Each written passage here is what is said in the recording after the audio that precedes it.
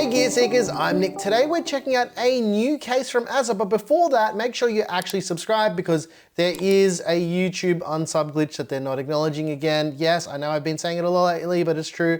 So make sure you actually subscribe. Okay, we're taking a look at this new case from Asus. It's got a couple really cool things up its sleeve. However, not all is what it seems with this case because, spoiler alert, it's based on another popular case. But if you want to find out which one it's based on, stick around. Let's take a closer look. All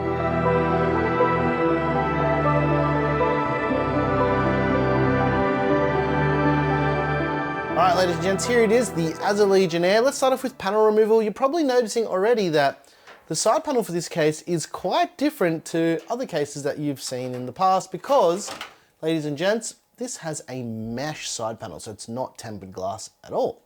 But it's got two thumb screws, just like any other case, to remove them and pull off the side panel. You guys know how this works, right? Rear panel removal is the same. We've got two thumb screws here. Undo them and then pull the panel back. The front panel of the Legionnaire can also be removed by yanking this front panel, but because I'm going to be using the included fans, I'm not going to be yanking this off in this video. But basically what you do, you should just pull it from the bottom really hard and yeah, you just pull it off, right? Pull off really hard. As far as power supply support, there doesn't actually seem to be any specific measurement, but because this case is based on another popular chassis, which I'll get to in a moment, I'm gonna say it's around about 165 mil for the power supply length. You could probably go a bit further because you can remove this hard disk cage out the front of the case. And speaking of such things, for hard disk and SSD support, you've got this single 3.5 inch sled at the bottom of the case here, as well as two 2.5 inch SSD mounts on the back of the motherboard tray. You can actually mount another drive to the top of this as well. So a total of 4 drives for this case. Now, as mentioned, this chassis is looking a little bit familiar, right? Because as far as I can tell, this case from Asus is actually based on the Antec Flux chassis that we saw with the DF600, the DF700, the DP503. This is actually more like the newer DP503 because of these extra cutouts, because this does support eATX boards, which we'll come to in a minute, but this is the Antec chassis, and there's a couple little things that give it away from the get-go.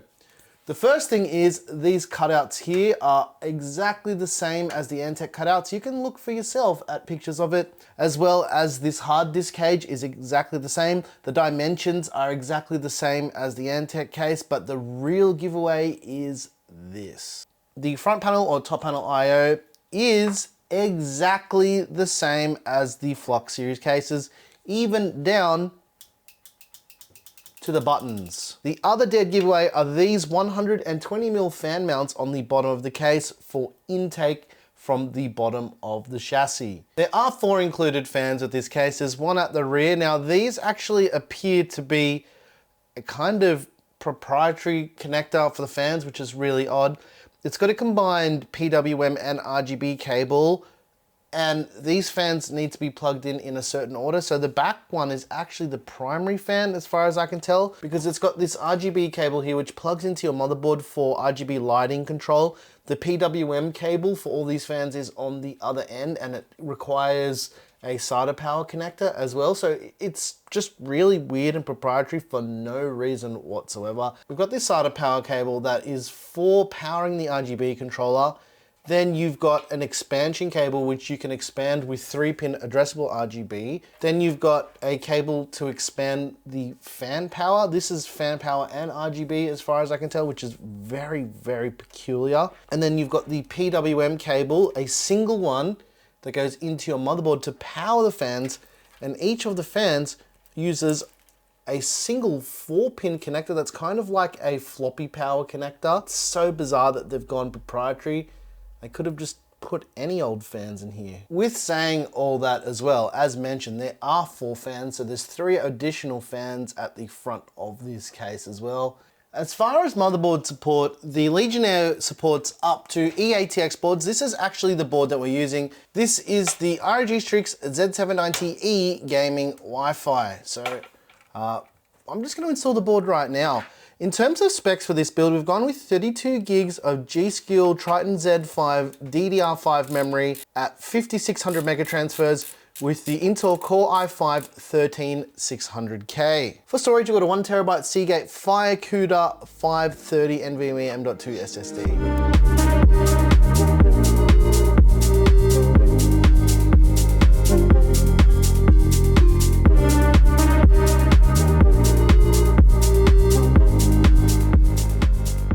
In terms of cooler support and radiator support, you can fit up to a 360mm liquid cooler at the front, up to a 280mm up the top. I did try and fit a 360 up here because with the Antex flux cases, you can actually do that. But because this pre-installed fan is here, you can't actually do it in this case, although you can technically make it fit. Yeah, you'd have to remove these front fans and jerry-rig it a little bit. You can do it, but it's not actually recommended. Anyway, maximum CPU air cooler height support, you're looking at 170 millimeters. And ladies and gents, that's actually what we're gonna do here today. We're not gonna install any fans at the top of the case. We're just gonna put an air cooler on here to see how this case performs with air cooling, given that it's got an open mesh side panel. So I'm gonna go ahead and install this brand new Deepcool AK400. It's a single tower cooler. And the reason why I'm using a single tower cooler is I'm curious about the thermals with the 13600K and a regular tower cooler.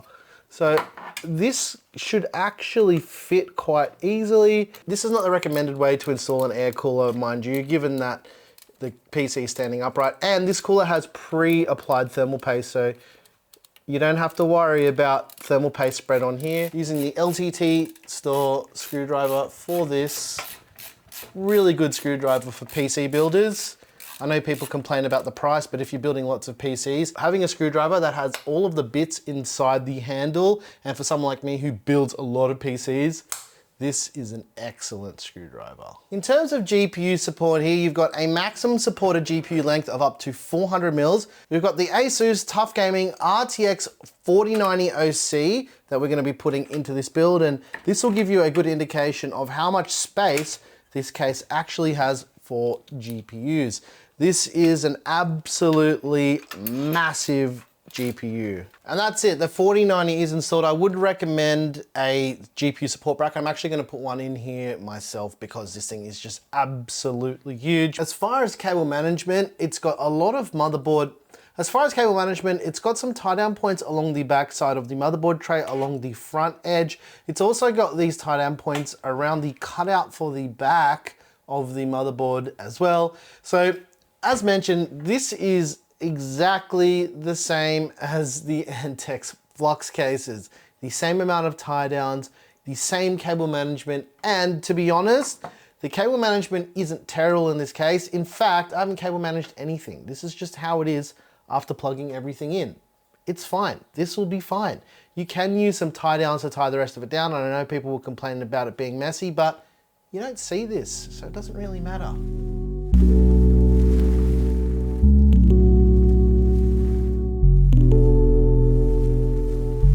That's it, we're all done.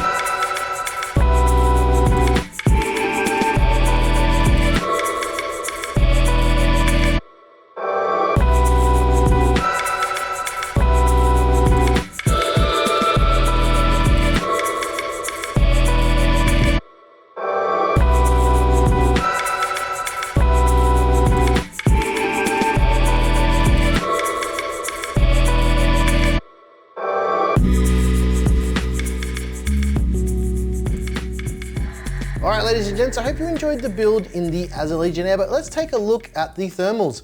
What you're seeing on your screen right now is the thermals are actually pretty good here. I gotta say, I was a little bit surprised that there was a tiny temperature variation with the panels being both on and off. I actually tested with just the side panel being on and off, and that didn't change the temperature too much whatsoever. It was different within a margin of error, but you know, things can change with the ambient temperature slightly, even if it is a temperature controlled environment like our testing environment is. But overall, the thermals are actually quite good. I'll put a PC part picker list down below in the description so you can see what all the parts were, but I did mention most of them through the building section and when we were checking everything out with this case in that part of the video. Anyway, what do I think about the Asus Legionnaire? This case is actually quite interesting because, as I mentioned, it's based on a combination of, I'm gonna say 2 or 3 Antec chassis. So what they've done is they've got some things from the DF600 and DF700, and then it's kind of culminated from that, and then a few little things from the DP503,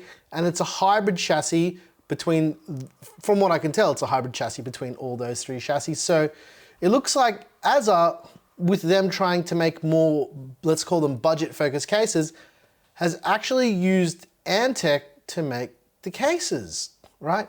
And it's probably not actually Antec directly. I'm gonna go and say it's the same tooling that Antec is using for their own chassis, and they're just making it in the same factory wherever they make their cases. So that's as much as I can surmise from all of that information. However, I do wanna know a little bit more about this whole thing because it is interesting that companies do use the same chassis for cases, but let me know if that's something you want me to investigate, because I do have some contacts in China who would probably be able to tell me exactly who's making these cases. Other than that, the side panel being mesh, I know there's gonna be people who say, oh, you're just gonna put so much more dust into your PC. I don't think that's really a major problem. I wanna see more cases give us the option to give us mesh side panels. I can't believe no one's done this before. We've seen this on small form factor cases, but on actual regular sized mid towers, it's so cool to see that I have a mesh side panel. Please make more cases like this. There's also one thing that I'm gonna try and do with this case as well, is I'm gonna see if this side panel fits onto an Antec case. And let me know in the comments if you want me to do that. We'll do a build where, yeah, we use this side panel and build it in an Antec case, because I'm 99% sure that it's gonna fit without any issues whatsoever.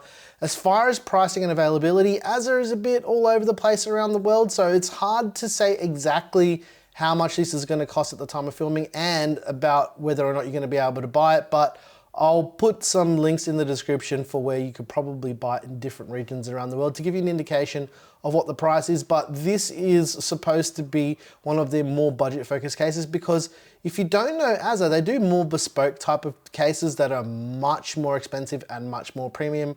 And this is at the complete opposite scale of what we would typically see Asus do with their cases. However, I can get behind it because that mesh side panel is really freaking cool.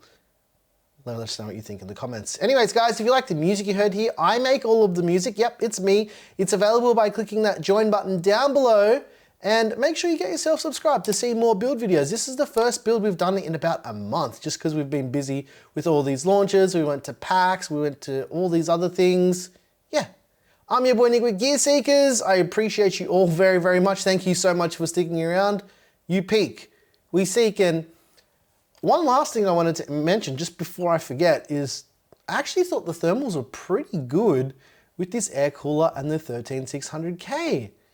This CPU is just looking better and better the more I use it. Such a cool little processor. Thanks for watching.